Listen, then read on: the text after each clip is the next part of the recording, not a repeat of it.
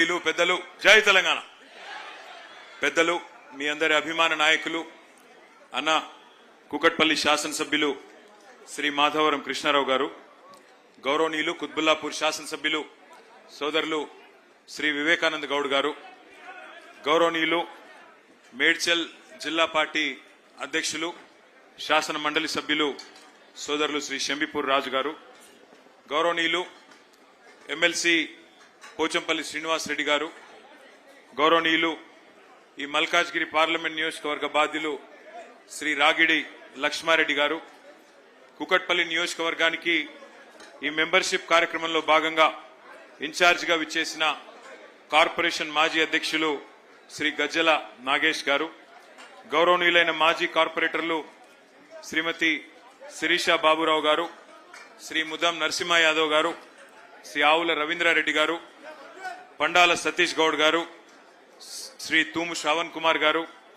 మాందాడి శ్రీనివాసరావు గారు, జూపల్లి సత్యనారాయణరావు గారు, శ్రీమతి సబీహా గౌసుద్దీన్ గారు, శ్రీమతి మహేశ్వరి శ్రీహరి గారు, శ్రీమతి రోజాదేవి రంగారావు గారు, శ్రీ పగుడాల బాబురావు గారు, శ్రీ గొట్టిముక్కుల వెంగళరావు గారు, మాధవరం రంగారావు గారు, బాలాజీనగర్ డివిజన్ అధ్యక్షులు శ్రీ చామకూరి ప్రభాకర్ గౌడ్ గారు, బోయిన్పల్లి డివిజన్ అధ్యక్షులు ఇర్ఫాన్ గారు, ఫతేనగర్ డివిజన్ అధ్యక్షులు భిక్షపతి గారు, అట్లాగే మూసాపేట్ డివిజన్ అధ్యక్షులు అంబట్ శ్రీనివాస్ గారు, కేపీహెచ్బి కాలనీ అధ్యక్షులు కృష్ణారెడ్డి గారు, అల్లాపూర్ డివిజన్ అధ్యక్షులు ఐలయ్య గారు, కుకట్పల్లి డివిజన్ అధ్యక్షులు భీమని సంతోష్ కుమార్ గారు, బాలనగర్ డివిజన్ అధ్యక్షులు ధర్మనం శాఖయ్య గారు, బేగంపేట్ డివిజన్ అధ్యక్షులు సురేష్ యాదవ్ గారు, గౌరవనీయులు సతీష్ అరోరా గారు, నరేంద్ర గౌడ్ గారు మాజీ మార్కెట్ కమిటీ చైర్మన్ గారు, రాములన్న గారు మాజీ మార్కెట్ కమిటీ చైర్మన్ గారు, market committee vice chairman Sudhakar Reddy గారు, అట్లాగే ఇంకా సీనియర్ నాయకులు చాలా మంది ఉన్నారు. పేరు పేరున వారందరికీ ఈరోజు కూకట్పల్లి నియోజకవర్గంలో జరుగుతున్న ఈ కార్యక్రమానికి విచేసిన మా ఆడబిడ్డలకి, అన్నదమ్ములకి, పత్రికా మిత్రులకి పేరు పేరున అందరికీ కూడా హృదయపూర్వకంగా నమస్కారం, హృదయపూర్వకంగా మీకు స్వాగతం. జర గడబడి చేయకుండా కూర్చోండి. ఈయన గడబడి చేయకమని, ఈయన లొల్లెక్కు కూర్చో.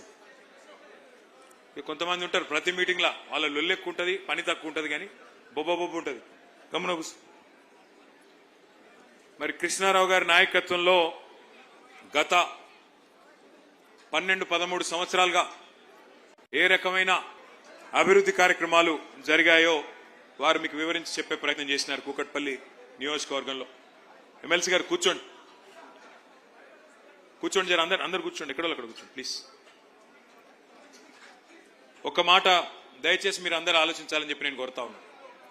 2014లో మన రాష్ట్రం ఏర్పడ్డ నాడు, తెలంగాణ రాష్ట్రం ఏర్పడ్డ నాడు, ఆ రోజుల్లో చాలా అనుమానాలు హైదరాబాద్లో ఉండేది. ఏమవుతుందో హైదరాబాద్కి, ఎట్లా ఉంటుందో భవిష్యత్తు, మరి వీళ్లకు పరిపాలన అనుభవం ఉందా, వీళ్లతో అవుతుందా, హైదరాబాద్ ముంగటి తీసుకుపోవడు, ఇక్కడ ఆంధ్ర తెలంగాణ పంచాయతీలు ఎట్లుంటాయి, ఇవన్నీ కూడా చాలా రకాల అనుమానాలు ఉండేది. కానీ 10 ఏళ్లు కేసీఆర్ గారి పరిపాలనలో పేదవాళ్లు, ఏ ప్రాంతం వారైనా సరే పేదవాళ్లు మరి బ్రహ్మాండంగా, సుఖంగా, సంతోషంగా, ఆనందంగా ఉండే పరిస్థితి ఉండే తప్ప ఏనాడు ఎవరిని ఇబ్బంది పెట్టలేదు అనే మాట కూడా నేను మీకు గుర్తు చేస్తా ఉన్నా.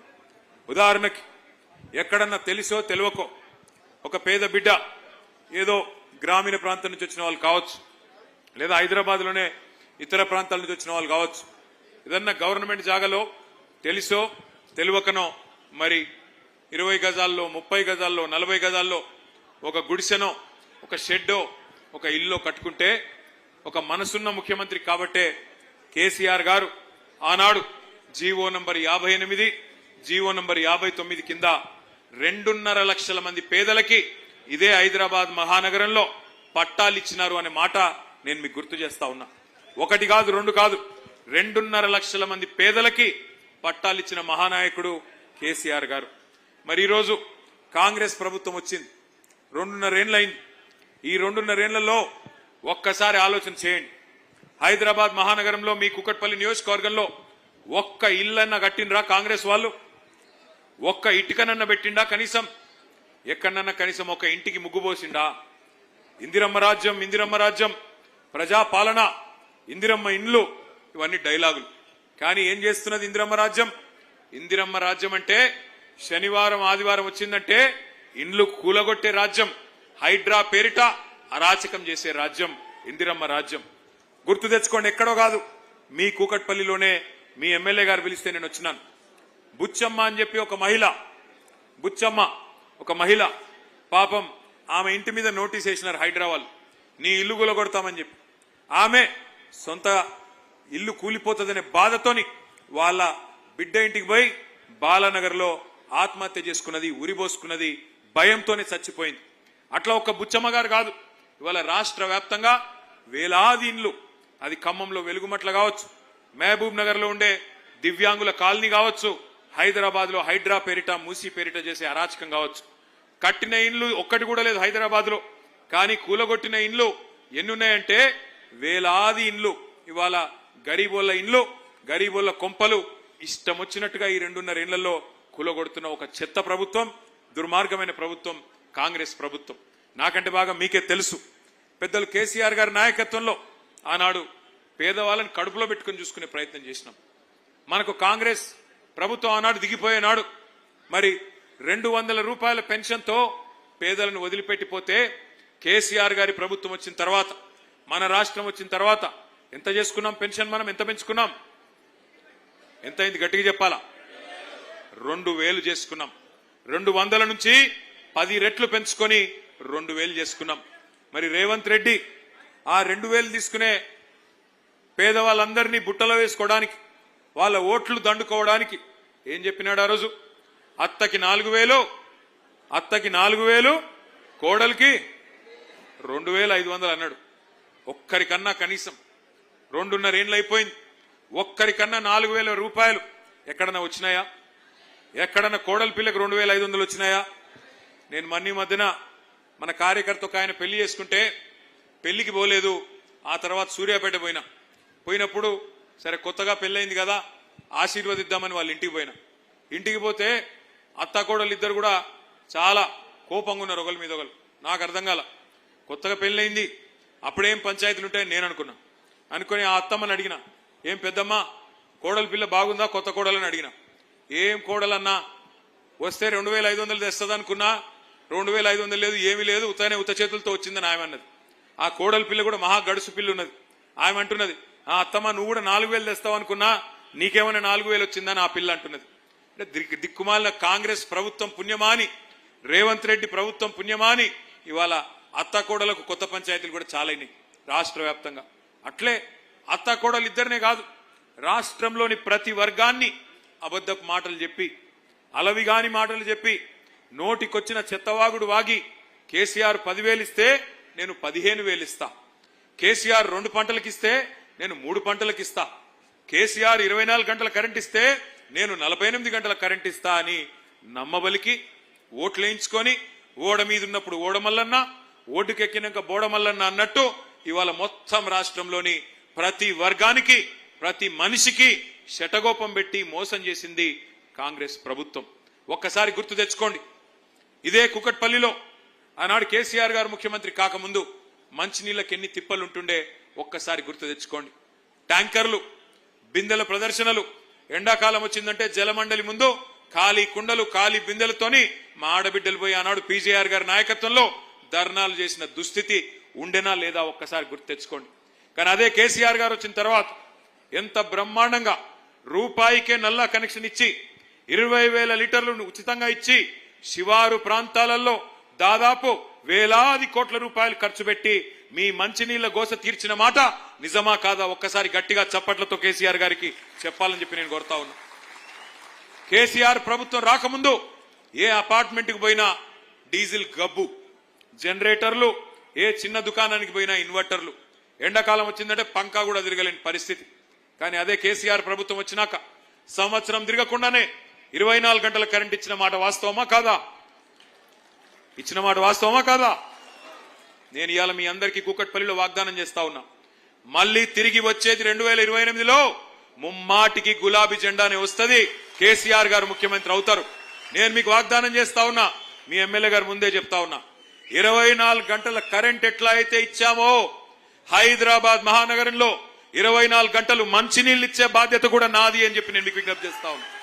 తప్పకుండా ఇది చేసి చూపెడతా అని చెప్పి కూడా మా ఆడబిడ్డలందరికీ నేను వాగ్దానం చేస్తా ఉన్నా. అనుకుంటే అసంభవం ఏమీ కాదు. 65 ఏళ్లు కాంగ్రెస్ వాళ్ళు కరెంటు కూడా ఇవ్వలేకపోయినారు. వ్యవసాయానికి కరెంట్ ఇవ్వలేదు, హైదరాబాద్ లో ఇళ్లకు కరెంట్ ఇవ్వలేదు, ఆఖరికి పరిశ్రమలకు కరెంట్ ఇవ్వకపోతే వారానికి 3 రోజులు మా కుత్బుల్లాపూర్ లో శివారు ప్రాంతాల్లో ఉండే మరి పరిశ్రమలు మూతబెట్టుకునే పరిస్థితి. అందుకే నేను మీకు చెప్తా ఉన్నా, 24 గంటల కరెంట్ ఇచ్చింది కేసీఆరే. రేపు మళ్ళీ 24 గంటల నీళ్లు హైదరాబాద్ మహానగరంలో ఇవ్వబోయేది తిరిగి మళ్ళీ కేసీఆర్ అనే మాటను మీకు విజ్ఞప్తి చేస్తా ఉన్నా. తప్పకుండా ఇచ్చి మీ మనసు గెలుచుకుంటామని చెప్పి కూడా విజ్ఞప్తి చేస్తా ఉన్నా. 1, 2 కాదు, ఒక మంచి నీళ్లు కరెంటు మాత్రమే కాదు. హైదరాబాద్ లో ఎన్ని పనులు చేసుకున్నాం మనం. కరోనా వస్తే ఆ రోజు మూతికి బట్ట కట్టుకొని మూతికి మాస్క్ వేసుకొని ఎవరి ఇళ్లలో వాళ్ళు కూర్చునే ఒక దయనీయమైన పరిస్థితి. అది చూసిన తర్వాత కేసీఆర్ గారు ఆలోచన చేసి ఈ పరిస్థితి మళ్ళీ భవిష్యత్తులో ఎప్పుడన్నా వస్తే మన పిల్లలకు మన బిడ్డలకు ఈ పరిస్థితి మళ్ళీ తలెత్తకూడదు. ఇట్లాంటి దరిద్రమైన పరిస్థితి గుర్తు తెచ్చుకోండి ఒకసారి. వెంటిలేటర్ల కోసం పైరవీలు, ఆక్సిజన్ బెడ్స్ కోసం పైరవీలు, ఆక్సిజన్ కాన్సన్ట్రేటర్ కావాలన్నా అని దండం పెట్టుకునే పరిస్థితి ఎమ్మెల్యేలకి నాయకులకి. ఆ పరిస్థితి మళ్ళీ రావద్దని చెప్పి కేసీఆర్ గారి నాయకత్వంలో ప్రతి బస్తీలో ఒక బస్తీ దవాఖానా పెట్టుకున్నాం. బస్తీ దవాఖానాలు 350 బస్తీ దవాఖానాలు. ఏ చిన్న గోలికి కూడా, ఏ చిన్న మందు బిల్లకు కూడా రూపాయి ఇచ్చే అవసరం లేకుండా ఉచితంగా ఆ కార్యక్రమం. అట్లాగే డయాగ్నోస్టిక్ పరీక్షలు, డి హబ్ పేరిట డయాగ్నోస్టిక్ పరీక్షలు, 24 రకాల వైద్య పరీక్షలు ఉచితంగా చేసుకున్నాం. అట్లాగే హైదరాబాద్ అంటే ఒకనాడు గాంధీ, ఉస్మానియా, నిమ్స్ ఈ 3 తప్ప ఒక్క కొత్త ఆసుపత్రి కూడా కట్టలేదు 65 ఏళ్లలో గతంలో ఉన్న ప్రభుత్వాలు. ఒక్కటంటే ఒక్క ఆసుపత్రి కూడా కట్టలే. అప్పుడెప్పుడో స్వాతంత్రం రాకముందు నిజాం నవాబు కట్టిన గాంధీ, ఉస్మానియా, అదేవిధంగా Nizam's institute of medical sciences NIMS Panjagutta, ఈ 3 తప్ప హైదరాబాద్ లో ఒక్క కొత్త ప్రభుత్వ దవాఖాన కూడా 65 ఏళ్లలో ఏ ప్రభుత్వం కట్టలేదు. అదే మన నాయకుడు కేసీఆర్ గారు హైదరాబాద్ లోని పేద ప్రజల కోసం 1 కాదు 2 కాదు 4 TIMS hospital, Telangana institute of medical sciences, ఒక్కొక్కటి 1000 పడకల ఆసుపత్రి సనత్ నగర్ లో, ఎల్బీ నగర్ లో, అల్వాలలో, గచ్చిబౌలిలో, ఉత్తరం, పశ్చిమం, దక్షిణం, తూర్పు అన్ని వైపులా 4 వైపులా 4000 కొత్త పడకలు, అందులో 3వ వంతు ఐసీయూ ఈ రకంగా ఏర్పాటు చేయడం జరిగింది. అట్లాగే ఉన్న నిమ్స్ హాస్పిటల్ కూడా ఇంకొక 2000 పడకలు పెంచి అక్కడ కూడా విస్తరణ చేసుకున్నాం. అంటే కొత్తగా కేసీఆర్ గారి ప్రభుత్వం వచ్చినాక, మన రాష్ట్రం వచ్చినాక పేద ప్రజల ఆరోగ్యం కోసం బ్రహ్మాండంగా మనం ఆనాడు కష్టపడి టిమ్స్ హాస్పిటల్ కడితే ఇక ముఖ్యమంత్రి గారు పోయి రిబ్బన్లు కట్ చేస్తా ఉన్నాడు. ఆయన జేబులో కత్తెర పెట్టుకొని తిరుగుతా ఉన్నాడు ముఖ్యమంత్రి గారు. పాపం జేబులో కత్తెర పెట్టుకొని తిరుగుతుండే జేబు దొంగ అనుకునేరు. ఆయన జేబు దొంగ కాదు, గజ దొంగ. జేబు దొంగలు పాపం చిన్న చిన్న దొంగతనాలు చేస్తారు. ఈయన మామూలు దొంగ కాదు, దండుపాలెం బ్యాచ్ కు నాయకుడు. కాబట్టి ఆయన ఆ జేబులో కత్తెర పెట్టుకొని ఎక్కడ మనం కట్టిన ఫ్లైఓవర్ ఉంటే అక్కడ పోయి రిబ్బన్ కట్ చేస్తాడు. ఎక్కడ మనం కట్టిన బిల్డింగ్లు, టిమ్స్ హాస్పిటల్ లాంటి బిల్డింగ్లు ఉంటే వాటికి రిబ్బన్లు కట్ చేస్తాడు. మనం కట్టిన డబుల్ బెడ్రూమ్ ఇళ్లకు పోయి రిబ్బన్లు కట్ చేసి మేమే ఇచ్చినామని చెప్తున్నాడు. నేను ఈ వేదిక ద్వారా, కూకట్పల్లి వేదిక ద్వారా అడుగుతా ఉన్నా రేవంత్ రెడ్డి గారిని, అయ్యా రేవంత్ రెడ్డి గారు, ఇందిరమ్మ ఇండ్లు అన్నావు కదా, ఇందిరమ్మ ఇండ్లంటివి కదా, ఎస్సీ ఎస్టీలకు 6 లక్షలు ఇస్తా అన్నావు, మిగతా వాళ్ళందరికీ 5 లక్షలు ఇస్తా అన్నావు. హైదరాబాద్ మహానగరంలో ఒక్క ఇందిరమ్మ ఇల్లు నువ్వు కట్టినట్టు చూపెడితే, ఒక్క ఇందిరమ్మ ఇల్లు నువ్వు కట్టినట్టు చూపెడితే నేను శాశ్వతంగా రాజకీయ సన్యాసం తీసుకుంటా, దమ్ముందా రుజువు చేయని చెప్పి నేను వారిని ఇవాళ సవాల్ చేస్తా ఉన్నా. ఒక్క ఇల్లు హైదరాబాద్ మహానగరంలో ఒక్క ఇల్లు ఎక్కడన్నా కట్టినావా దమ్ముంటే చూపెట్టు. ఉన్న ఇల్లు కూలగొట్టడం తప్ప కొత్త ఇల్లు కట్టే తెలివి లేదు. కానీ చెప్పుకుంటాడు నేను గుంపు మేస్త్రిని అని. గుంపు మేస్త్రి అంటే కడతాడా కూలగొడతాడా అమ్మా నాకు తెలియక అడుగుతా. గుంపు మేస్త్రి అంటే కట్టాలా. వీడెక్కడ గుంపు మేస్త్రి? ఉన్న ఇల్లు కూలగొట్టేటోడు, ఉన్న కొంపలు పుచ్చుకునేటోడు గుంపు మేస్త్రి ఎట్లయితాడు? ఆలోచించండి. ఇంకొక మాట కూడా మీరు గుర్తు చేసుకోవాలని కోరుతా ఉన్నా. హైదరాబాద్ లో ఎట్లా రియల్ ఎస్టేట్ పెరిగింది, ఎట్లా ప్రజల సంపద పెరిగింది, మధ్యతరగతి ప్రజలది ఒక్కసారి గుర్తు తెచ్చుకోండి. ఒకవైపు 1,00,000 డబుల్ బెడ్రూమ్ ఇల్లు కట్టుకున్నాం కేసీఆర్ గారి నాయకత్వంలో. అట్లాగే కొత్తగా బ్రహ్మాండంగా లింక్ రోడ్లు, అట్లాగే ఫ్లైఓవర్లు, అండర్ పాసులు, కొత్త రహదారులు, కొత్త ఫ్లైఓవర్లు, ఇవన్నీ కూడా 1 కాదు 2 కాదు 42 కట్టుకున్నాం SRDP ప్రాజెక్ట్ కింద. ఒక మీ కూకట్పల్లి నియోజకవర్గంలోనే మీ ఎమ్మెల్యే మాధవరం కృష్ణారావు గారి విజ్ఞప్తి మేరకు JNTU ఫ్లైఓవర్ కానీ, అట్లాగే బాలానగర్ ఫ్లైఓవర్ మన కుత్బుల్లాపూరు కూకట్పల్లి ఇద్దరికి కూడా ఉపశమనం కలిగించే ప్రాంతం, ఎప్పటి నుంచో మీరు ఎదురు చూస్తున్న బాలానగర్ ఫ్లైఓవర్ కానీ, అండర్ పాస్లు కానీ ఇవన్నీ కూడా నిర్మాణం చేసుకున్నాం. మంచినీళ్ళ సమస్య పరిష్కారం చేసుకున్నాం, రహదారులు విస్తరించుకున్నాం, మెట్రో నిర్మాణం చేసుకున్నాం.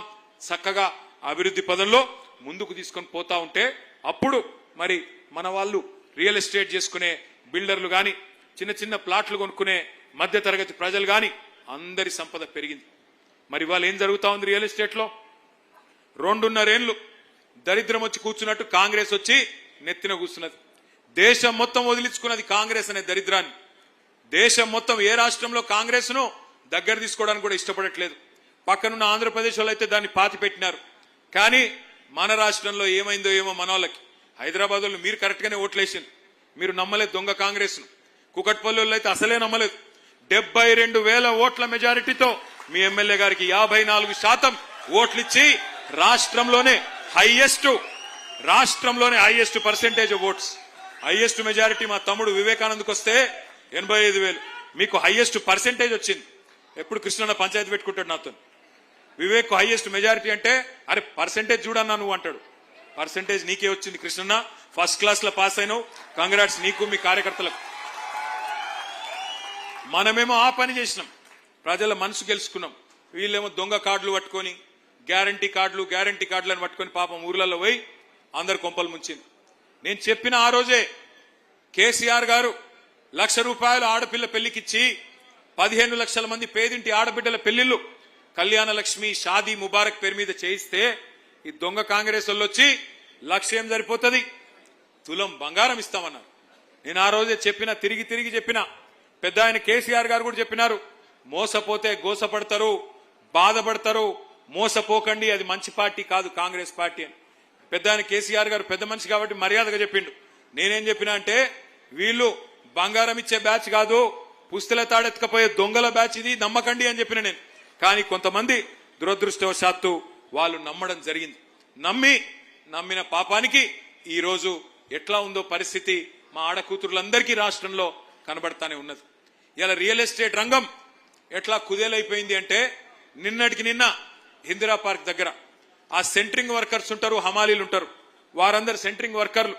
వాళ్ళు పాపం ఎంతో కష్టపడి నిర్మాణ రంగంలో రాత్రనక పగలనక ఎండాకాలం లేదు వానకాలం లేదు పనిచేస్తూ ఉంటారు. వాళ్ళందరూ లక్షలాది మంది ఇలా లబోదిబో మనం మొత్తుకుంటున్నారు. నిన్న కృష్ణారావు గారు, మా తలసాని శ్రీనివాస్ యాదవ్ గారు, మా గౌరవ ఎమ్మెల్యేలు 3-4 పోయి వాళ్ళకు ధైర్యం చెప్పొచ్చినారు. మళ్ళీ కేసీఆర్ గారు వస్తారు, మళ్ళీ నిర్మాణ రంగం పుంజుకుంటది, మీరెవరు భయపడకండి, మీ సమస్యలను కూడా మేం పరిష్కారం చేస్తామని చెప్పారు. వాళ్ళు ఇన్సూరెన్స్ లాంటి ఇంకా చిన్న కోరికలు కోరుతా ఉన్నారు. నేను సెంట్రింగ్ వర్కర్స్ కూడా చెప్తా ఉన్నా, అదేవిధంగా గృహ నిర్మాణ రంగంలో పనిచేసే ప్రతి కార్మికుడికి నేను చెప్తా ఉన్నా, మీకు మళ్ళీ అండగా ఉండేది ఈ గులాబీ జెండానే, తప్పకుండా మిమ్మల్ని కడుపులో పెట్టుకొని కాపాడుకుంటామనే మాట కూడా నేను విజ్ఞప్తి చేస్తా ఉన్నా. ఇక ఈ రోజు మనం ఈ కార్యక్రమం పెట్టుకోవడానికి ప్రధానంగా 2-3 కారణాలు ఉన్నాయి. ఒకటి, మీ అందరికీ తెలుసు, మన పార్టీ అధినాయకత్వం కేసీఆర్ గారి నాయకత్వంలో ఒక నిర్ణయం తీసుకున్నది. కొత్తగా సభ్యత్వ నమోదు కార్యక్రమం చేయాలి, కొత్తగా మళ్ళీ కమిటీలు వేసుకోవాలి. ఎందుకంటే మీ కుకట్పల్లిలో గతంలో 9 డివిజన్లు ఉండేది, ఇప్పుడు 15-16 డివిజన్లు అయినాయి. 15-16 ఎన్ని ఇప్పుడు 15 డివిజన్లు అయినాయి. మరి ఆ 15 డివిజన్లకి చాకుల్లాంటి యువ నాయకుల్ని, కొత్త తరాన్ని, కొత్త రక్తాన్ని బ్రహ్మాండంగా మళ్ళీ అధ్యక్షులుగా పెట్టుకొని కొత్త కమిటీలు వేసుకొని ముందుకు పోవాల్సిన అవసరం ఉన్నది. సభ్యత్వ నమోదు కార్యక్రమం జూన్ మాసంలో మనం ప్రారంభించుకోబోతా ఉన్నాం. నేను ఒక్క మాట మాత్రం ఈ వేదిక ద్వారా ఇక్కడ ఉన్న నాయకులందరికీ చెప్తా ఉన్నా, మా మాజీ కార్పొరేటర్లందరికీ కూడా చెప్తా ఉన్నా, మాజీ కార్పొరేటర్లు నిజానికి కూకట్పల్లిలో చాలా అద్భుతంగా పనిచేసినారు. వారికి ఒకసారి గట్టిగా చప్పట్లు కొట్టాలని చెప్పి కూడా నేను కోరుతా ఉన్నా. పని చేయడంతో పాటుగా మీ ఎమ్మెల్యే గారు చెప్పినట్టు అధికారం పోయినా పార్టీని మారలేదు, పార్టీని వీడలేదు. మేయరు, డిప్యూటీ మేయర్ పోయినా మీ కార్పొరేటర్లు మాత్రం, కూకట్పల్లి కార్పొరేటర్లు గులాబీ జెండాను విడిచిపెట్టలేదు. గట్టిగా చప్పట్లు కొట్టాలి. వాళ్ళకి నిబద్ధత కలిగిన సైనికులుగా పనిచేసినారు. కానీ ఈసారి నేను చెప్తా ఉన్నా, మళ్ళీ మనం గెలవాల్సిన అవసరం ఉంది, ప్రజల మన్ననలు పొందాల్సిన అవసరం ఉంది.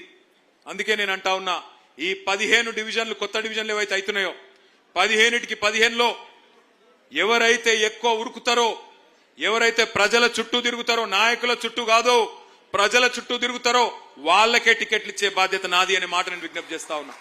ఎవరైతే కార్పొరేటర్ గా పోటీ చేయాలనుకుంటున్నారో పరుగులు పెట్టండి, ప్రజల చుట్టూ తిరగండి. సమస్యలు కోకొల్లలుగా ఉన్నాయి.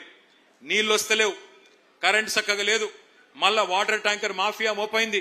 ఇక దండుపాలెం బ్యాచ్ ముఠా దోపిడీకి అయితే అంతు లేదు. ఒక్కటంటే ఒక్క వాగ్దానం 420 హామీలు ఇస్తే ఒక్కటంటే ఒక్క వాగ్దానం కూడా నిలుపుకోలేదు. ఒక్క ఇల్లు కట్టలేదు హైదరాబాద్ లో, ఒక్క ఇటుక పెట్టలేదు. కానీ వేలాది ఇల్లు కూలగొట్టి ఇవాళ శనివారం ఆదివారం వచ్చిందంటే హైడ్రా అనే భూతం వచ్చి ఎక్కడ మీద పడి మింగేస్తుందేమో అన్న భయం హైదరాబాద్ లోని పట్టణ పేదల గుండెల నిండా ఉన్నది. అందుకే వారికి ధైర్యం చెబుతూ బస్తీ బస్తీ తిరిగి గల్లీ గల్లీ తిరిగి మెంబర్షిప్ చేయడంతో పాటుగా ప్రజా సమస్యల్లో పాలు పంచుకునే వారికే టికెట్లు ఇవ్వడం జరుగుతుంది సర్వేల ఆధారంగా అనే మాట నేను మీకు ఓపెన్ గా చెప్తా ఉన్నా. ఎస్, కార్పొరేటర్లు బాగా పనిచేసిన వాళ్ళకు కూడా కొంతమందికి టికెట్లు వస్తాయి, కొంతమందికి రాకపోవచ్చు. డివిజన్లు పెరిగినాయి, రిజర్వేషన్లు మారుతాయి, అట్లాగే మళ్ళీ గవర్నమెంట్ కూడా వస్తుంది. వచ్చినప్పుడు అందరినీ గౌరవించుకునే, అందరినీ కాపాడుకునే బాధ్యత నా మీద ఉన్నది. నేను ఇక్కడికి వచ్చినప్పుడు ఒక తమ్ముడు చిట్టి పంపించండి, అన్నా గతం నుంచి పనిచేసిన ఉద్యమకారులను కూడా కాపాడుకోండి. మీకు కూడా నేను మాటిస్తా ఉన్నా, 10 ఏళ్లు అభివృద్ధి అనే ఒక లక్ష్యం పెట్టుకుని ఒక తపస్సులాగా పనిచేసినాం. కానీ వచ్చే టర్మ్ లో పార్టీకి అండగా నిలబడ్డ ప్రతి కార్యకర్త, ఉద్యమ బిడ్డ కావచ్చు, కార్యకర్తగా ఉన్న వాళ్ళు కావచ్చు, కడుపులో పెట్టుకొని చూసుకునే బాధ్యత మాది. పదవుల రూపంలోనో పన్నుల రూపంలోనో మిమ్మల్ని కాపాడుకునే బాధ్యత మాది. వాళ్ళ పార్టీకి కష్టకాలం వచ్చినప్పుడు ఇంతమంది అండగా నిలబడి మాకు ధైర్యం చెప్తున్నందుకు మీ అందరికీ మళ్ళొక్కసారి నేను శిరస్సు వంచి నమస్కారం చేసుకుంటా ఉన్నా. జూన్ మాసంలో ఈ మెంబర్షిప్ కార్యక్రమం ప్రారంభం అవుతుంది. దాదాపు 45 రోజుల నుంచి 60 రోజుల పాటు మెంబర్షిప్ కమిటీల నిర్మాణం ఈ కార్యక్రమం జరుగుతుంది. బ్రహ్మాండంగా ఈసారి డిజిటల్ పద్ధతిలో చేయబోతా ఉన్నాం. దానికి సంబంధించిన శిక్షణ కార్యక్రమం కూడా మీకు ప్రత్యేకంగా ఏర్పాటు చేస్తాం. బూత్ కి 2 చొప్పున ప్రతి బూత్ లో 2 యువకులకు లేదా యువతులకి ట్రైనింగ్ ఇస్తాం. దానికి ప్రత్యేకమైన శిక్షణ కార్యక్రమం ఉంటుంది. కానీ ఇవాళ నేను ఇక్కడికి వచ్చింది ప్రత్యేకంగా మీ అందరికీ ఒక ముఖ్యమైన విషయం మీకు చెప్పడానికి. కేంద్ర ప్రభుత్వం ఈ మధ్యకాలంలో ఒక కార్యక్రమం తీసుకొని వచ్చింది, స్పెషల్ ఇంటెన్సివ్ రివిజన్. అంటే మన ఓట్లకు సంబంధించిన కార్యక్రమం. ఆ ప్రజెంటేషన్ పెట్టాల్సిందిగా ఆ తమ్ముళ్ళు ఎక్కడున్నారో వాళ్ళు కంప్యూటర్ చూసేవాళ్ళు ఆ ప్రజెంటేషన్ పెట్టాల్సిందిగా నేను కోరుతా ఉన్నాను. మీకు ఆ ప్రజెంటేషన్ ఇవ్వడానికి, అట్లాగే మీ అందరికీ ఈ హ్యాండ్ బుక్ కూడా వచ్చిందా? రాలేదా? ఇవ్వలేదా అన్న? ఇంకా ఒక 2000 పుస్తకాలు ఎక్కడున్నాయి? తర్వాత మీ అందరికీ డిస్ట్రిబ్యూట్ చేయడం జరుగుతుంది, మీ అందరికి ఇవ్వడం జరుగుతుంది. ఈ బూత్ లెవెల్ ఏజెంట్ల కోసం మీరు ఏం చేయాల్సి ఉంటుంది ఎస్ఐఆర్ కార్యక్రమంలో అని చెప్పి మీకోసం ఒక ప్రజెంటేషన్, ఆ ప్రజెంటేషన్ తర్వాత మీకు ఇది ప్రత్యేకంగా ఒక హ్యాండ్ బుక్ కూడా మీకోసం తయారు చేయడం జరిగింది, మీకు ఇవ్వడం కూడా జరుగుతుంది. దయచేసి మీరందరూ ఒకసారి మధ్యలో నిల్చున్న వాళ్ళు కూర్చోవాలా, మధ్యలో నిల్చున్న వాళ్ళు కూర్చోవాలమ్మా ప్లీజ్. మీరు అడ్డం ఉన్నారు, వాళ్ళు వెనుకోళ్ళ కనబడతలేదు, కూర్చోండి. ఒక్కసారి దయచేసి అందరూ కూడా స్క్రీన్ మీద కాన్సన్ట్రేట్ చేయాలని చెప్పి హృదయపూర్వకంగా మీ అందరినీ కోరుతా ఉన్నాం. ఈ ఎస్ఐఆర్ అంటే ఏంటి? Next slide. అసలు ఎస్ఐఆర్ అంటే ఏంటిది? ఎస్ఐఆర్ అంటే స్పెషల్ ఇంటెన్సివ్ రివిజన్. ఈ స్పెషల్ ఇంటెన్సివ్ రివిజన్ ద్వారా ఏం జరుగుతుంది అంటే, మరి ప్రతి ఇంటికి ఎన్నికల సంఘం యొక్క అధికారులు, రాష్ట్ర ప్రభుత్వ అధికారులు వచ్చి ప్రతి ఇంట్లో ఎవరుంటున్నారు, ఎంతమంది ఓటర్లు ఉన్నారు అని చెప్పి లెక్కలు తీసే కార్యక్రమం ఈ ఎస్ఐఆర్ అనే కార్యక్రమం. అంటే ఒక రకమైన వడపోత కార్యక్రమం ఎస్ఐఆర్ కార్యక్రమం. ఎవరు చేస్తారు దీన్ని? ఎవరు చేస్తారు అంటే బూత్ లెవెల్ ఆఫీసర్స్ అని ఉంటారు, బిఎల్ఓస్, అంగన్వాడీ టీచర్లు, మెప్మా రిసోర్స్ పర్సన్లు, వాళ్ళే మీకు తెలిసిన వాళ్ళే ఉంటారు, కొత్త వాళ్ళేమి ఆకాశంలోకి వెళ్ళి రారు. అంటే ఏంది అసలు ఈ ప్రక్రియ ఏంటిది, ఎన్నిసార్లు జరిగింది? ఎస్ఐఆర్ ఏమి మొదటిసారి జరగడం లేదు భారతదేశంలో. ఎస్ఐఆర్ అనేది స్పెషల్ ఇంటెన్సివ్ రివిజన్ ఇదివరకు 13 సార్లు జరిగింది భారతదేశంలో స్వాతంత్రం వచ్చిన తర్వాత. ఇది 14వ సారి. చివరిసారి ఎప్పుడు జరిగింది అంటే మనకు ఉమ్మడి ఆంధ్రప్రదేశ్ ఉన్నప్పుడు 2002వ సంవత్సరంలో ఆనాడు ఈ ఎస్ఐఆర్ అనే కార్యక్రమం జరిగింది. మరి ఎస్ఐఆర్ లో ఏం చేస్తారు అంటే చివరిసారి ఎప్పుడైతే ఎస్ఐఆర్ జరిగిందో 2002లో ఆ 2002 ఓటర్ లిస్టు తీసుకుంటారు. అట్లాగే కొత్త ఓటర్ లిస్ట్ అంటే మొన్న 2025 ఏదైతే ఎన్నిక లేటెస్ట్ ఓటర్ లిస్ట్ ఉంటుందో ఆ 2 తీసుకొని పక్కన పెట్టుకొని అధికారులు పోల్చి చూసుకుంటారు. ఉదాహరణకి 2002లో మీ ఇంట్లో ఒక అమ్మాయో అబ్బాయో ఆ రోజుకి పుట్టి లేదు, ఆ రోజు ఇంకా అప్పటికి పుట్టనే లేదు, ఎందుకంటే అప్పుడు పుడితే ఇప్పుడు 24 ఏళ్ళకి వచ్చింటారు వాళ్ళు. ఆ రోజు పేరు ఉండకపోవచ్చు, మరి ఈ రోజు పేరు ఉంటుంది. కాబట్టి రెండు పోల్చుకొని చూసుకొని ఫ్యామిలీ మ్యాపింగ్ ద్వారా మరి కొత్తగా వారిని కూడా యాడ్ చేస్తారు. అట్లాగే మీ ఇంట్లో పెళ్ళయింది, పెళ్ళైతే కొత్త కోడలు వచ్చింది, ఆ కొత్త కోడల పేరు ఆనాడు 2002లో వేరే చోట ఉండి వాళ్ళ తల్లిగారు ఇంట్లో ఉంటుంది, ఇప్పుడు మీ ఇంట్లోకి వచ్చి ఉంటుంది. కాబట్టి ఆ పేరు కూడా యాడ్ చేస్తారు. ఇది అల్టిమేట్ గా ఏం ప్రక్రియ అంటే మీకు సింపుల్ గా చెప్పాలంటే ఇందులో 4 రకాల కార్యక్రమాలు చేస్తారు. ఏమైనా చనిపోయి ఉంటే ఎవరైనా పెద్ద మనుషులు వాళ్ళ ఓట్లు తీసేస్తారు, నెంబర్ 1. ఎవరైనా చనిపోతే వాళ్ళ ఓట్లు తొలగించడం జరుగుతుంది. రెండవది, కొత్త ఓట్లు ఏమైనా రాయించాల్సి ఉంటే 18 ఏళ్ళు నిండింటే వారిలో ఓట్లు రాస్తారు. మూడవది, ఎవరన్నా కూకట్పల్లి నుంచి వేరే కాడికి మైగ్రేట్ అయిపోయినారనుకో, చదువు కోసమో ఇంకో దానికోసమో కూకట్పల్లి నుంచి ఎల్బీ నగర్ పోయినారనుకో, వాళ్ళ ఓటు ఇక్కడి నుంచి అక్కడికి ట్రాన్స్ఫర్ అవుతుంది. అట్లాగే ఎవరైనా ఎల్బీ నగర్కి వెళ్ళి కూకట్పల్లికి వచ్చినారనుకో, వాళ్ళ ఓటు ఇక్కడ రిజిస్టర్ అవుతుంది. అంటే 4 రకాలు. ఒకటి, చనిపోయిన వాళ్ళ ఓటు తీసేయడం. రెండవది, మీకు కొత్తగా 18 ఏళ్ళు నిండితే వాళ్ళ ఓటు రాయించడం. మూడవది, ఇక్కడ నుంచి ఎవరైనా ఓటు ఇంకొకడికి పోతే ఇక్కడ తొలగించి అక్కడ రాయించుకోవడం. నాలుగవది, ఎవరైనా కొత్తగా ఓటు ఇక్కడికి వస్తే వారి ఓటు ఇక్కడ రాయించి ఒరిజినల్ గా ఎక్కడైతే ఉన్నారో దాన్ని తొలగించడం. అయితే ఇందులో ఒక చాలా ఇంపార్టెంట్ పాయింట్ మీకు ఇక్కడ ఎక్స్ప్లెయిన్ చేయాలి. ప్రతి ఒక్కరు కూడా ఒక ఎన్యూమరేషన్ ఫారం నింపాల్సి ఉంటుంది. మీ గతంలో ఓటు ఉండొచ్చు. ఇప్పుడు కృష్ణారావు గారు ఉన్నారు, కృష్ణారావు గారు వాళ్ళ ఇంట్లో వాళ్ళ శ్రీమతి వాళ్ళ కొడుకు వాళ్ళందరికీ ఒక ఫామ్ వాళ్ళే నింపుతారు. బిఎల్ఓస్ వచ్చి మనకు చూపెడతారు, అన్న ఇది మీరేనా, మీ అబ్బాయేనా అని అడుగుతారు. అవును అని చెప్పాలా, టిక్ చేస్తారు, ఒక ఫోటో తీసుకుంటారు, వెళ్ళిపోతారు. దీని ఎన్యూమరేషన్ ఫామ్ అని అంటారు. ఇక్కడ నెక్స్ట్ స్లైడ్. మొత్తం తెలంగాణలో ఇది చాలా ఇంపార్టెంట్ స్లైడ్, దయచేసి మీరు చూడాలి. ఈ రోజు ఈ నిమిషానికి 3.39 కోట్ల ఓట్లు ఉన్నాయి తెలంగాణలో అని ఎలక్షన్ కమిషన్ వెబ్సైట్ చెప్తా ఉన్నది. మొత్తం పోలింగ్ బూతులు ఎన్ని ఉన్నాయంటే 35,985 మొత్తం రాష్ట్రంలో. ఓట్లు 3.39 కోట్లు. అట్లాగే పోలింగ్ బూతులు దగ్గర 36,000 పోలింగ్ బూతులు ఉన్నాయి. ఇందులో ఇప్పుడు జరుగుతున్నది ఏంటి అంటే ఆఫీసులలో ఎవరైతే బిఎల్ఓస్ ఉన్నారో వాళ్ళ ట్రైనింగ్ కార్యక్రమం నడుస్తున్నది. వాళ్ళు ఫ్యామిలీ మ్యాపింగ్ చేస్తా ఉన్నారు. మీ ఇంట్లో 2002 లిస్టు 2025 లిస్టు పట్టుకొని ఫ్యామిలీ మ్యాపింగ్ కార్యక్రమం ఇప్పుడు వాళ్ళ ఆఫీసులలో జరుగుతూ ఉంది. కానీ ఫీల్డ్ వెరిఫికేషన్ అంటే మీ ఇంటింటికి వచ్చే కార్యక్రమం ఎప్పుడు చాలు అవుతుంది అంటే జూన్ 25 నుంచి చాలు అవుతుంది. జూన్ 25 నుంచి జూలై 24 దాకా ఇంటింటికి వచ్చే కార్యక్రమం అధికారులు ఆ కార్యక్రమం జరుగుతుంది. ఇక్కడనే మరి మన పార్టీ తరఫున కూడా బూత్ లెవెల్ ఏజెంట్లను మనం అపాయింట్ చేసుకున్నాం. ఆ బూత్ లెవెల్ ఏజెంట్ల కార్యక్రమం, బూత్ లెవెల్ ఎవరెవరైతే ఏజెంట్స్ ఉన్నారో వారు కార్యక్రమం ఏంటి, వాళ్ళ పాత్ర ఏందో నేను మళ్ళీ చెప్తాను.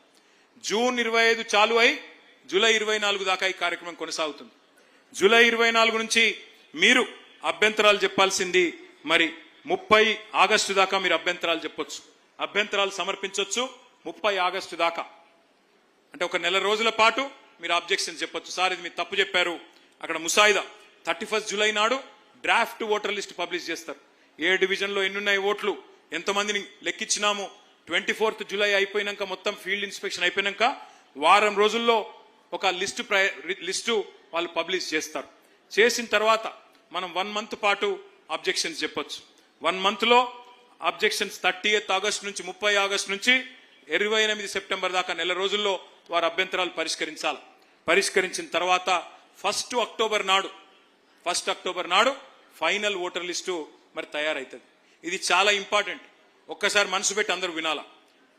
25 జూన్ ప్రారంభమైతుంది, 24 జూలై దాకా కొనసాగుతుంది ఇంటింటికి వచ్చే కార్యక్రమం. 31 జూలై నాడు ముసాయిదా voter list, draft voter list publish అవుతుంది. మీరు 1 మంత్ పాటు అబ్జెక్షన్స్ చెప్పొచ్చు. 1 మంత్ తర్వాత వాళ్ళు ఒక నెల రోజుల పాటు మీరు చెప్పిన అభ్యంతరాల మీద వాళ్ళు సరి చేసుకోవాలా. చివరికి 1 అక్టోబర్ నాడు మొత్తం ఫైనల్ ఓటర్ లిస్టు పబ్లిష్ చేయడం జరుగుతుంది. ఇదే ఓటర్ లిస్టుతోని మనం హైదరాబాద్ కార్పొరేషన్ ఎన్నికలకు పోబోతా ఉన్నాం. కాబట్టి ఎవరెవరైతే కార్పొరేటర్ కావాలనుకుంటున్నారో, ఎవరెవరైతే కార్పొరేటర్లు ఇప్పుడు ఉన్నారో మాజీ కార్పొరేటర్లు, మీ మీద బాధ్యత ఎక్కువ ఉంటుంది. మీరు దయచేసి ఏ ఒక్క అర్హుడి ఓటు, ఏ ఒక్క నిజాయితీ పరుడైన ఓటు, ఉండాల్సిన వ్యక్తి ఓటు పోకుండా కాపాడుకునే బాధ్యత మీది అనే మాట నేను విజ్ఞప్తి చేస్తా ఉన్నా. ఎందుకంటే మనం చూస్తున్నాం బెంగాల్లో 95 లక్షల ఓట్లు పోయినాయి. అందులో 27 లక్షల మంది పోయి కోర్టులో కొట్లాడుతున్నారు. 27 లక్షల మంది కొట్లాడుతున్నారు కోర్టులో. మాకు అన్యాయం జరిగింది అని. బీహార్లో 65 లక్షల ఓట్లు పోయినాయి, తొలగించారు. అందులో దాదాపు 10 లక్షల మంది కోర్టులో కొట్లాడుతూ ఉన్నారు. మరి మనం అప్రమత్తంగా ఉంటే, మనం హుషారుగా ఉంటే ముందే ఇట్లాంటి సమస్యలు రాకుండా కాపాడుకునే బాధ్యత మన మీదనే ఉంటుంది. Next slide. అయితే మనం ప్రతి పోలింగ్ బూత్ కి ఒక ఏజెంట్ని పెట్టుకున్నాం. మరి మీ దగ్గర ఎన్ని బూత్స్ ఉన్నాయి కృష్ణారావు గారు? 470 పోలింగ్ బూత్లు ఉంటే మీ దగ్గర ప్రతి బూత్ కి పోలింగ్ బూత్ లెవెల్ ఏజెంట్లను మనం ఇప్పటికే సబ్మిట్ చేసుకున్నాం. మరి ఆ బూత్ లెవెల్ ఏజెంట్లు ఇక్కడ ఉన్నారని నేను అనుకుంటా ఉన్నారా? మీకు తెలుసా, ఐడియా ఉందా? ఒకసారి చేయలేవట్టండి అందరు. ఇదరే శుక్రియా ఆప్కా. మరి బూత్ లెవెల్ ఏజెంట్ల బాధ్యతలు ఏంటి? బూత్ లెవెల్ ఏజెంట్లు ఏం చేయాలి అంటే, మీరు చాలా ఇంపార్టెంట్. మీ కాన్స్టిట్యున్సీకి ఎమ్మెల్యే ఎట్లనో మీ బూత్ కు బిఎల్ఏ గట్ల అంత స్థాయిలో మీ బాధ్యత ఉంటుంది ఇప్పుడు ఎస్ఐఆర్ ప్రక్రియలో. మరి మీరు చేయాల్సిన పని ఏంటిది అంటే, ఒకటి, ఆ ఎస్ఐఆర్ కార్యక్రమంలో ఎన్నికల అధికారులు అంటే ఎవరు? Booth level officer, anganwadi teacher కావచ్చు, అక్కడ ఉండే ప్రభుత్వ టీచర్ కావచ్చు, వారితో కలిసి పనిచేయడం. రెండవది, బూత్ లెవెల్ ఏజెంట్లు ఎవరైతే ఉన్నారో అర్హులైన ప్రతి ఒక్కరూ తప్పకుండా ఎన్యూమరేషన్ ఫామ్ నింపేలాగా చూసుకోవడం. మూడవది, 18 ఏళ్లు నిండిన వాళ్ళు ఎవరైనా సరే మరి వాళ్ళందరినీ ఓటర్ జాబితాలో చేర్పించడం. నాలుగవది, ఓటర్ జాబితాలో ఉన్న డూప్లికేట్ ఓట్లు, చనిపోయిన వాళ్ళ ఓట్లు తొలగించేలాగా చూసుకోవడం. Next slide. ఎస్ఐఆర్ ప్రక్రియలో 4 స్థాయిల్లో అధికారులు కూడా పనిచేస్తారు. బూత్ లెవెల్లో బిఎల్ఓ ఉంటారు. అదేవిధంగా కాన్స్టిట్యున్సీ లెవెల్లో మీకు ఈఆర్ఓ ఉంటారు, ఎలక్ట్రల్ రిజిస్ట్రేషన్ ఆఫీసర్. జనరల్గా ఆర్డీఓ గారు ఉంటారు. ఆ ఆర్డీఓ గారి కింద తహసీల్దార్ ఉంటారు, ఏఈఆర్ఓ అంటారు, అసిస్టెంట్ ఎలక్ట్రల్ రిజిస్ట్రేషన్ ఆఫీసర్. ఇక పైన అందరికంటే పైన జిల్లా స్థాయిలో జిల్లా కలెక్టర్ గారు డిస్ట్రిక్ట్ ఎలక్షన్ ఆఫీసర్ గా ఉంటారు. ఇది ఎందుకు చెప్తా ఉన్నా ఇదంతా అంటే, మీరు బిఎల్ఏ గారు బిఎల్ఓతో కలిసి పనిచేస్తారు. ఆ తర్వాత ఒకవేళ అక్కడ పరిష్కారం కాకపోతే మెల్లిగా నెక్స్ట్ లెవెల్కి పోవాలా, ఏఈఆర్ఓ దగ్గరికి. ఏఈఆర్ఓ దగ్గర పరిష్కారం కాకపోతే ఈఆర్ఓ, ఈఆర్ఓ దగ్గర పరిష్కారం కాకపోతే డిఈఓ. ఇదంతా మీ ఎమ్మెల్యే గారు చూసుకుంటారు. కేవలం మీకు ఇన్ఫర్మేషన్ కోసమే ఇది నేను చెప్తా ఉన్నా. Next slide. మీకు బిఎల్ఏలకు నేను చేసే విజ్ఞప్తి ఒకటే, బెంగాల్లోనో బీహార్లోనో కొన్ని ఓట్ల తేడాతోనే ఫలితం తారుమారైంది. మళ్ళీ మనకు నష్టం జరగకూడదు, మన తెలంగాణలో అది పునరావృతం కాకూడదంటే మీ లక్ష్యం ఒకటే కావాలా, ఒక్క అర్హుడి ఓటు కూడా పోవడానికి వీల్లేదు. ఈ గులాబీ కండువా కప్పుకున్న వాళ్ళు మీకు రక్షణ కవచంలాగా ఉంటారు అనే సందేశం కింద ఉండే కార్యకర్తలకు ఇవ్వాలి. కొంత అనుమాన పడుతున్నారు మన మైనారిటీ సోదరులు, ఈ బీజేపీ వాళ్ళు మా ఓట్లు ఏమైనా తీసేస్తారేమో అని చెప్పి. ధైర్యంగా ఉండాలా, వాళ్ళకు మనం ధైర్యం చెప్పాలా, మనం ఏం పని చేయాలనేది కూడా ఒక్కసారి నేను మీకు చెప్పే ప్రయత్నం చేసిన. బిఎల్ఓకి 5 బాధ్యతలు. ఆ 5 బాధ్యతలు ఏంటి? మీరు బిఎల్ఓతో పాటు మీరు కూడా ఫీల్డ్కి పోవాలా. ఆ బిఎల్ఓ గారు ఏం ఎంటర్ చేస్తున్నారో ఆ యాప్ను కూడా గమనించండి. తప్పకుండా అక్కడ ఏమైనా తప్పు జరిగితే వెంటనే మీరు ఛాలెంజ్ చేయండి. తేడాలు ఏమైనా ఉంటే వెంటనే ఛాలెంజ్ చేయండి. ప్రతి తొలగింపును మీరు ట్రాక్ చేయండి. ఒక్క ఓటు తీస్తున్నారంటే అది నిజమా కాదా, ఇది మీకు అంతా కూడా హ్యాండ్ బుక్ లో మీకు రాసి ఉంది, కానీ మీకు చెప్పడానికే ఇది నేను ఎక్స్ప్లెయిన్ చేసే ప్రయత్నం చేస్తా ఉన్నా. నెక్స్ట్, ఇగో ఇది ఒక్కసారి చూడండి. మీరు ఎన్యూమరేషన్ ఫారం, ఇది మీకు అన్ని కూడా మీ బుక్ లో ఉంటది. కానీ ఏమేం నింపాలి అందులో, మీ ఆధార్ నెంబరు, మీ తండ్రి పేరు, తల్లి పేరు, భార్య పేరు, భర్త పేరు, మీ పుట్టిన తేదీ, మీ ఫోన్ నంబరు, మీ తండ్రి ఓటర్ ఐడి, మీ తల్లి ఓటర్ ఐడి, మీ భార్య లేదా భర్త ఓటర్ ఐడి, ఒక కొత్త ఫోటో, ఇవన్నీ కూడా మీ దగ్గర ఆల్రెడీ ఉంటాయి. వాటిని అందులో ఎంటర్ చేసినట్టయితే ఈ కార్యక్రమం దిగ్విజయంగా పూర్తవుతుంది. నెక్స్ట్, ఎలక్షన్ కమిషన్ ఒక 13 రకాల పత్రాలు అడుగుతున్నది. ఏది ఇచ్చినా సరే, మీరు మీ దగ్గర పాస్పోర్ట్ ఉంటే పాస్పోర్టు, బర్త్ సర్టిఫికేట్ ఉంటే బర్త్ సర్టిఫికేట్, రేషన్ కార్డు ఉంటే రేషన్ కార్డు, లేదా మీరు కట్టిన ఎలక్ట్రిసిటీ బిల్లు, ఇవన్నీ కూడా 13 రకాలు.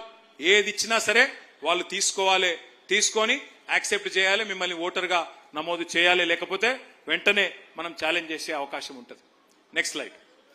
ఇవన్నీ కూడా మీ బుక్ లో ఉంటాయి, మీకు ఇచ్చే బుక్ లో, మీరు ఎవరు కూడా ఆందోళన పడాల్సిన అవసరం లేదు. ఇది చాలా ఇంపార్టెంట్, ఈ స్లైడ్ చాలా చాలా ఇంపార్టెంట్. నేను మొన్న జూబ్లీ హిల్స్ ఎలక్షన్ లో ఒకటి గమనించిన, మీరందరూ కూడా అక్కడికి వచ్చి ఎర్రగడ్డ డివిజన్ లో బ్రహ్మాండంగా పనిచేసినారు. ఆ ఎర్రగడ్డ డివిజన్ లో మీరందరూ చూసింటారు, ఓట్లు చూస్తేనేమో 60-70 వేల ఓట్లు ఉంటాయి ఆ ఎర్రగడ్డ డివిజన్ లో, కానీ నిజంగా ఎన్ని ఉన్నాయని చూస్తే 40 వేలకు మించి లేవు. మరి ఎక్కడ పోయినారు మిగతా వాళ్ళందరూ అని చూస్తే ఇక్కడికి వెళ్ళి షిఫ్ట్ అయిపోయి ఉంటారు. కొంతమంది చనిపోయిన వాళ్ళు ఉన్నారు, కొన్ని దొంగ ఓట్లు కూడా ఉన్నాయి, డూప్లికేట్ ఓట్లు ఉన్నాయి. డూప్లికేట్ ఓట్లు అంటే ఏంటి? మొన్న కాంగ్రెస్ గెలిచిందే డూప్లికేట్ ఓట్లతో జుబ్లీహిల్స్ లో. మనమేమో అప్రమత్తంగా లేము, వాళ్ళు అప్రమత్తంగా ఉన్నారు, ముందే రాయించుకున్నారు, అధికారంలో ఉన్నారు కాబట్టి వాళ్ళు చేయాల్సిన జాగ్రత్తలు తీసుకున్నారు, దాంతోనే గెలిచిపోయినారు. 4 రకాల డూప్లికేట్ ఓట్లు ఉండే అవకాశం ఉంది. ఒకసారి జాగ్రత్తగా మనసు పెట్టినండి. నెంబర్ 1, మీ కాన్స్టిట్యున్సీలోనే రెండో ఓటు ఉండే అవకాశం ఉంది. ఒక ఓటు కేపీహెచ్బిలో ఉండొచ్చు, ఇంకో ఓటు బేగంపేటలో ఉండొచ్చు. ఒకటే ఓటర్కి మీకు చూపెడతా, ఎగ్జాంపుల్ కూడా చూపెడతా. ఒకటే ఓటు కాన్స్టిట్యున్సీ పరిధిలో 2 చోట్ల 3 చోట్ల ఉండొచ్చు. లేదా రెండవది మీ పార్లమెంట్ కాన్స్టిట్యున్సీ లోపల ఉండొచ్చు. ఒక ఓటు కుకట్పల్లి ఉండొచ్చు, ఇంకో ఓటు కుత్బుల్లాపూర్లో ఉండొచ్చు. మూడవది ఒక ఓటు కుకట్పల్లిలో ఉండొచ్చు, ఇంకో ఓటు మా సిరిసిల్లలో గ్రామీణ ప్రాంతంలో ఉండొచ్చు. ఇక నాలుగోది ఒక ఓటు ఇక్కడ ఉండొచ్చు, రెండో ఓటు ఆంధ్రప్రదేశ్లో ఉండొచ్చు. ఇట్లా 4 రకాల డూప్లికేట్ ఓట్లుండే అవకాశం ఉన్నది. ఇది చాలా చాలా ఇంపార్టెంట్. ఎందుకంటే ఇప్పుడు ఈ ఎస్ఐఆర్ యొక్క ఉద్దేశం ఏంది? డూప్లికేట్ ఓట్లు లేకుండా ఒక మనిషికి ఒకటే ఓటు ఉండే విధంగా చూసుకోవడమే ఈ కార్యక్రమం యొక్క ఉద్దేశం. కానీ అందులో భాగంగా మరి ఎవరికి అన్యాయం కూడా జరగకుండా చూసుకోవాల్సిన బాధ్యత మన మీదనే ఉంది. ఈ లిస్టు మొత్తం నేను మీ కృష్ణారావు గారికి ఇస్తా. డూప్లికేట్ ఓట్ల లిస్టు కృష్ణారావు గారికి ముందే నేను ఇస్తాను. మన దగ్గర ఆల్రెడీ ఒక సాఫ్ట్వేర్ ఉంది. గతంలో ఓటర్ లిస్ట్ లో ఎన్ని డూప్లికేట్ ఓట్లు ఉన్నాయి దానికి సంబంధించిన లిస్టు కూడా మన దగ్గర ఉంది. ఒక ఎగ్జాంపుల్ మీకు చూపెడతాయి. Next slide. ఇది ఒక్కసారి జాగ్రత్తగా చూడండి మీరు. జూబ్లీహిల్స్ మొన్న జరిగిన ఎన్నిక ఇది. ఒక అమ్మాయి పేరు, నిజమైన నంబర్, ఇది నిజమైన పేరు. ఒక అమ్మాయి పేరు ఏ లావణ్య, భర్త పేరు ఏ శ్రీనివాస్. కానీ ఆమెకు దాదాపు 5 ఓట్లున్నాయి. 2 జూబ్లీహిల్స్లున్నాయి, ఒకటి ముషీరాబాద్, ఒకటి అంబర్పేట, ఒకటి ఖైరతాబాద్. ఒకటే పార్లమెంట్ పరిధిలో, సికింద్రాబాద్ పార్లమెంట్ పరిధిలో ఈ అమ్మాయికి 5 ఓట్లున్నాయి. అయితే ఇక్కడ ఒక చిన్న విషయం, అమ్మాయి ఖచ్చితంగా దొంగ ఓట్లని నేను అంటలేను. నిజంగా కూడా ఒక ఏ లావణ్య, ఏ శ్రీనివాస్, ఇంకో అమ్మాయి కూడా ఉండొచ్చు, నేను కాదంటలేను. కానీ ఆ వెరిఫికేషన్ చేయాల్సిన బాధ్యత మన మీదనే ఉంటుంది. ఎక్కడ నిజానికి ఆ అమ్మాయికి ఓటు ఉంది, ఈ లిస్టు మొత్తం మీకే ఇస్తా. మీకే అంటే మీ ఎమ్మెల్యే గారికి ఇస్తా, మీ ఎమ్మెల్యే గారు బూత్ల వారీగా మీకు ఇస్తారు. అప్పుడు ఏం చేయాలి మీరు? ఆ ఇంటికి పోయినప్పుడు ఆ లావణ్య గారు అక్కడే ఉంటుందా, లేకపోతే బేగంపేటలు ఉంటుందా, లేకపోతే కుత్బుల్లాపూర్లు ఉంటుందా, లేకపోతే సిరిసిల్లలు ఉంటుందా, లేకపోతే విజయవాడలు ఉంటుందా, ఎక్కడ ఉందో చూసుకొని వారిని అడగండి మీరు. అమ్మ మీ ఓటు ఇక్కడ రాయించుకుంటారా, అక్కడ రాయించుకుంటారా తెలుసుకోండి. ఏదో ఒక చోటనే ఓటు ఉండాలి, లేకపోతే నష్టం జరుగుతుంది అని చెప్పి వాళ్ళని బుదిరకిచ్చి, ఇదన్నీ కూడా నిజమైన డేటా. ఇది నేను ఇట్లా దీపిస్తే మీరు నమ్మరు నేను చెప్పేది. ఇట్లా డూప్లికేట్ ఓట్లు ఎట్లున్నాయని లెక్క దీపిస్తే ఒక్కొక్క నియోజకవర్గంలో దగ్గర 30 నుంచి 40 వేల డూప్లికేట్ ఓట్లు ఉన్నాయి. వీటిని తీసేస్తేనే రేపటి రోజున కాంగ్రెస్ బీజేపీల డ్రామాలు సాగవు. మనం ఇంకా పెద్ద మెజారిటీతో గెలిచే అవకాశం ఉంటుంది. కాబట్టి మీరు తప్పకుండా దయచేసి అందరూ సిన్సియర్ గా ఈ లిస్టు చూడాలని చెప్పి నేను విజ్ఞప్తి చేస్తా ఉన్నా. ఇక నెక్స్ట్ స్లైడ్. మీకు ఇప్పుడే నేను చెప్పినాను, మరి పార్టీ పరంగా మీ అందరికీ ఒక బిఎల్ఏ హ్యాండ్ బుక్ మీకు అందజేయడం జరుగుతుంది. ఇప్పుడు నేను చెప్పిన అన్ని వివరాలు కూడా ఇందులో మీకు ఇవ్వడం జరుగుతుంది. మరి అట్లాగే మీకేమైనా అనుమానం ఉంటే మీరు వెంటనే మీ ఎమ్మెల్యే గారికి చెప్పొచ్చు. అన్న ఇక్కడికి ఈ సమస్య ఉంది అంటే ఆయన వెంటనే మన పార్టీ ఆఫీస్ని అలర్ట్ చేస్తారు. దానికి సంబంధించిన నెక్స్ట్ స్లైడ్, దానికి సంబంధించిన కార్యక్రమం కూడా మీకు వెంటనే సమాచారం కూడా ఇవ్వడం జరుగుతుంది. హ్యాండ్ బుక్ మీకు ఇస్తాము. Next slide. ఆ తర్వాత బిఎల్ఏలకు ఇంకొక వర్క్ బుక్ కూడా ఇస్తాం. వర్క్ బుక్ అంటే ఏంటి? మీకున్న 1000 ఓట్లలో ఆ డూప్లికేట్ ఓట్లన్నీ రిజిస్టర్ అయింది మొత్తం కూడా మీకు ఆ వర్క్ బుక్ కూడా మీకు పార్టీ ఇస్తుంది. అందులో మీరు టిక్కులు పెట్టుకుంటూ పోతా ఉండాలి. ఎవరిని కలిసాము, ఎవరిని లేదు, ఎవరి ఓటు మిగిలింది, ఎవరు తీసేసినాము. బాధ్యత ఎక్కువ డివిజన్ నాయకుల మీదే ఉంటుంది. డివిజన్ నాయకులు, కార్పొరేటర్లు మీకేమైనా అనుమానాలు ఉంటే మళ్ళీ మీకోసం ప్రత్యేకంగా శిక్షణ కార్యక్రమం పెట్టమంటే కూడా పెడతాం. చివరి స్లైడ్. ఒక్కటే గుర్తుపెట్టుకోండి, నిజాయితీగా కొట్లాడే పార్టీలకి గుర్తుపెట్టుకోండి, ఇదే మన స్లోగన్ కావాలి. మీరు ఎన్ని పోలింగ్ బూత్లలో, ఎందుకంటే గెలుపు స్టార్ట్ అయ్యేది పోలింగ్ బూత్ నుంచే. మీరు మళ్ళీ ఎమ్మెల్యే గారు 72,000తో కాదు, ఈసారి 1,00,000 ఓట్లతో గెలవాలంటే బూత్ లెవెల్లో కరెక్ట్ గా వర్క్ జరిగితేనే, మీ బూత్ లో మంచి మెజారిటీ వస్తేనే, రేపు నిఖార్సైన ఓటు మిగిలితేనే మీరు మంచి మెజారిటీతో గెలిచే అవకాశం ఉంటుంది. కాబట్టి ఎస్ఐఆర్ ప్రక్రియ ఒకవైపు, అట్లాగే మెంబర్షిప్ కార్యక్రమం ఒకవైపు, రెండింటిని కూడా సీరియస్ గా తీసుకుందాం. చివరిగా నేను చెప్పేది ఒకటే ఒక్క మాట, ఏ పార్టీకైనా ఏ నాయకుడికైనా గుండెకాయ లాంటిది ఆ పార్టీ యొక్క కార్యకర్తలు, ఆ పార్టీ యొక్క నాయకులు. మిమ్మల్ని ఈ కష్టకాలంలో ఇలా మీరు పార్టీని కాపాడుకుంటా ఉన్నారు. చాలా మంది పెద్ద పెద్ద నాయకులు పార్టీని వదిలిపెట్టి పోయారు. కానీ తెలంగాణలో ఒక సామెత ఉంది, కుండ పగిలితే పగిలింది కానీ కుక్క బుద్ధి తెలిసింది అని. ఎవరు మనవాళ్ళో ఎవరు పగవాళ్ళో ఇవాళ పార్టీకి అర్థమైంది. తప్పకుండా అందుకే ఇప్పుడు మిగిలి ఉండి నిఖార్సుగా కొట్లాడుతున్న సోదరులు సోదరిమణులు ఎవరైతున్నారో మళ్ళీ చెప్తా ఉన్నా, మీకు మిమ్మల్ని కంటికి రెప్పలాగా కాపాడుకునే బాధ్యత నాది, మాధవరం కృష్ణారావు గారిది అనే మాట మళ్ళొక్కసారి మీకు విజ్ఞప్తి చేస్తూ పేరు పేరున ఈరోజు కూకట్పల్లి నియోజకవర్గ విస్తృత స్థాయి కార్యకర్తల సమావేశానికి విచ్చేసిన ప్రతి ఒక్కరికి పేరు పేరున నమస్కారాలు తెలియజేసుకుంటూ జై తెలంగాణ, గట్టిగా జై తెలంగాణ, కేసీఆర్ గారి నాయకత్వం, కేసీఆర్ గారి నాయకత్వం. Thank you.